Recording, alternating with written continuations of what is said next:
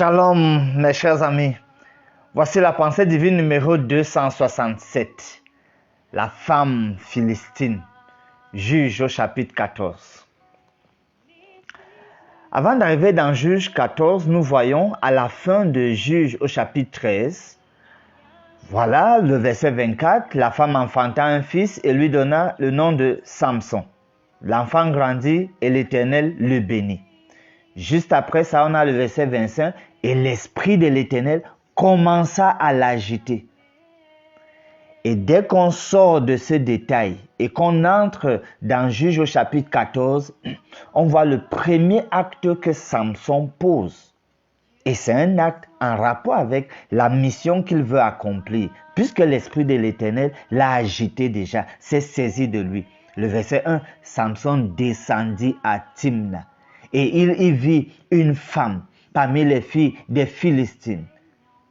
Plus tard, il déclare à sa femme que voilà, il voudrait prendre une femme philistine. Alors, Samson va le faire d'un point de vue stratégique. D'un point de vue stratégique, parce qu'il doit accomplir sa mission et il estime que voilà, il faut prendre une de leurs femmes.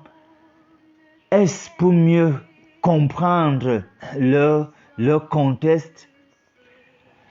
En tout cas, on peut voir clairement que c'est une violation d'une disposition qu'on trouve dans Deutéronome 7, versets 3 et 4, où il est dit « Tu ne contracteras point de mariage avec ces peuples ». Verset 4, « Car ils détourneraient de moi tes fils, qui serviraient d'autres dieux. » Alors, il y a une erreur d'appréciation de croire que on peut clairement mettre de côté une injonction divine parce qu'il y a une stratégie que humainement nous voyons que ça peut aider. C'est ce qui se passe ici. Plus tard, enfin même avec Salomon, c'est des choses qui sont visibles. Il contracte des alliances, c'est pour prendre de l'ampleur. C'est des choses qui, voilà, peut-être se faisaient, mais il devrait être mieux de rester dans le contour de ce que Dieu a dit. Nous parlons d'erreur d'appréciation parce que ça n'empêche qu'à la fin, la personne ait accompli sa mission et soit même compté parmi les hommes de foi. Ceci doit donc nous appeler beaucoup plus à avoir du discernement. Priez pour avoir le discernement dans tout ce que nous avons à faire. Prions.